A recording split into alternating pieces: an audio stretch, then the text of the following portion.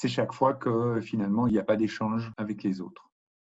Je suis en retrait. Je n'ai pas de contact, pas de stimulation humaine extérieure. Je ne suis pas en relation avec quelqu'un d'autre.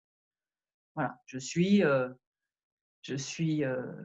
certains diraient dans ma grotte ou dans ma caverne ou dans mon monde. Voilà, je n'ai pas d'échange avec d'autres êtres humains.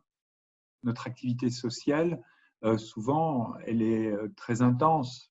Si je prends l'école, si je prends l'activité professionnelle, on est très sollicité de contacts sociaux et ça peut mettre à mal finalement la satisfaction du besoin de retrait. Je sais que c'est des temps précieux et qui, quelque part, je trouve, sont abondants aujourd'hui avec le confinement.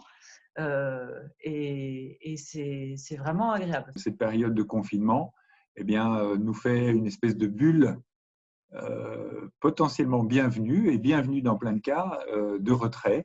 Pour certaines personnes, ça leur en enlève, notamment les personnes qui allaient au travail et qui avaient finalement du retrait, que ce soit dans les transports ou dans la voiture, même si on est entouré de plein de monde, mais les gens, il n'y a pas du tout d'interaction, les gens sont dans leur bulle. Enfin, moi, je sais que quand je prenais le métro, je me rappelais jamais de qui il y avait dans le wagon. Il se pouvait très bien que je croise 10 fois la même personne, mais j'en savais rien.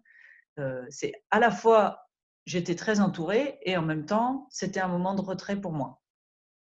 Le confinement et le bouleversement de nos habitudes met en lumière finalement des modes pas nécessairement dites ou pas nécessairement conscientes de satisfaction de nos besoins, et en particulier ici de ce premier mode de structuration du temps, du retrait, qui, avec le confinement et le fait que nous sommes privés de ces espaces-là, peuvent nous faire prendre conscience de choses qui nous manquent ou de choses qui nous manquaient.